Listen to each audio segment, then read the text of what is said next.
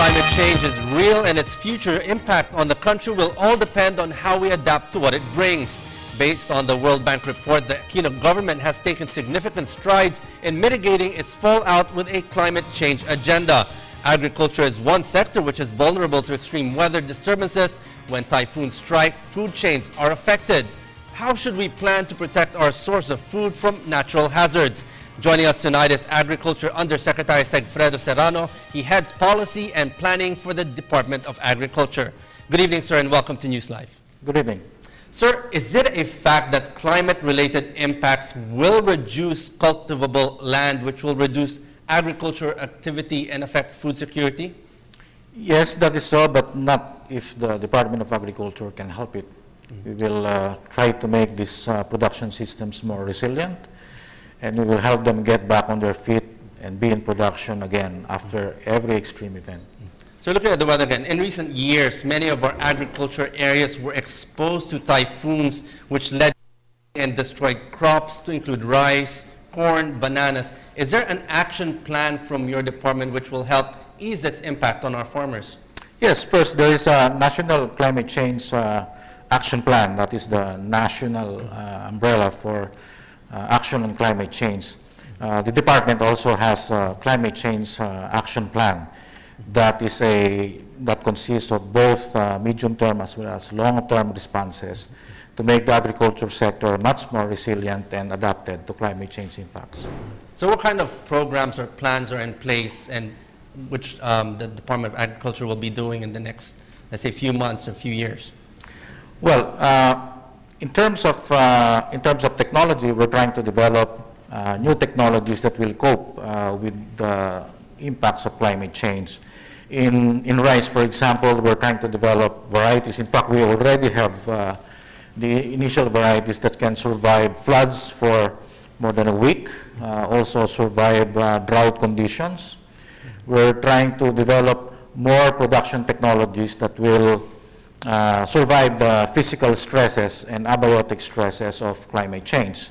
In infrastructure, we've improving specifications for infrastructure such as farm roads. We want roads to be permanently surfaced and be provided with drainage components. In irrigation, we want our irrigation canals to be much more durable in surviving floods and other extreme events. We want them to have permanent lining. So these are all to enable the sector and the production systems to survive the physical stresses of climate change impacts. So will the impact of climate change vary from one region to another? Let's look at Mindanao. It used to be typhoon-free, but now it's exposed to typhoons and monsoon rains. How do we look at all these other regions on how we try to develop programs for these regions? Well, the country is very much varied in terms of climate change impacts. We have coastal areas, we have highlands, we have valleys, we have, and we are an archipelagic country.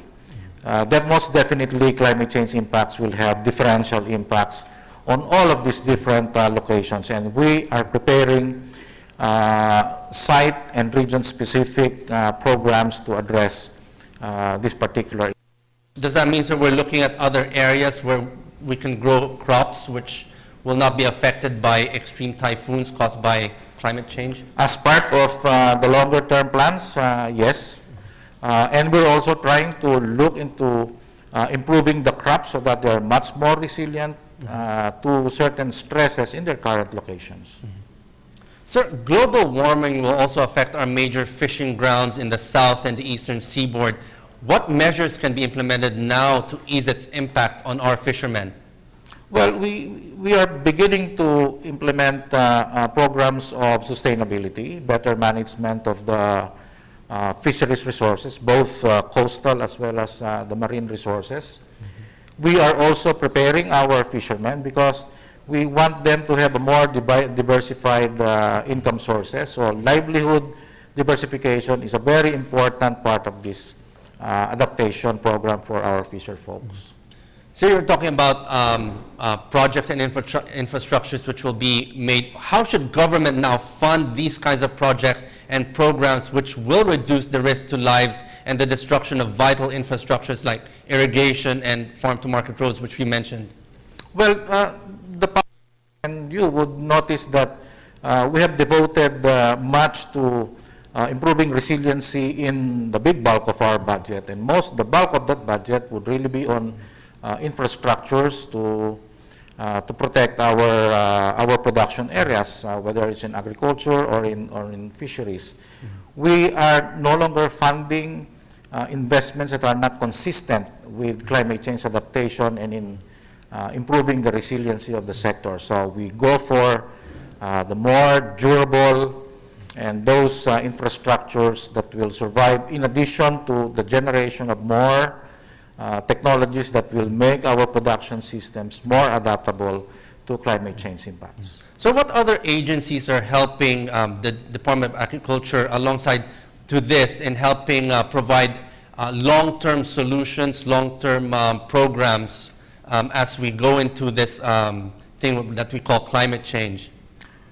Well, the President has, in his covenant with our people, as a result of that covenant to protect the environment and to protect the people from the impacts of climate change, has created a cabinet cluster on climate change adaptation and mitigation. And this is a collaboration of various agencies with DNR as the chair of the cluster, the Climate Change Commission, the Department of Science and Technology, Department of Energy, Transportation, local government, and the MMDA, among others. So in a final word, sir, we know that the government is doing its part. What is your advice to our viewers on how they can help? Well, climate change impacts are game-changing. Before, it used to be that our challenge just food security and how to become competitive in global markets. Climate change impacts has changed all of that. We call on our citizenry, and more particularly with our scientists, our engineers, the private sector, to help us craft the means with which our people in our country can adapt to climate change. Okay, on that note, thank you very much for joining us tonight here in NewsLife. That was Agriculture Undersecretary Segfredo Serrano of the Department of Agriculture. Thank you, sir. Thank you very much.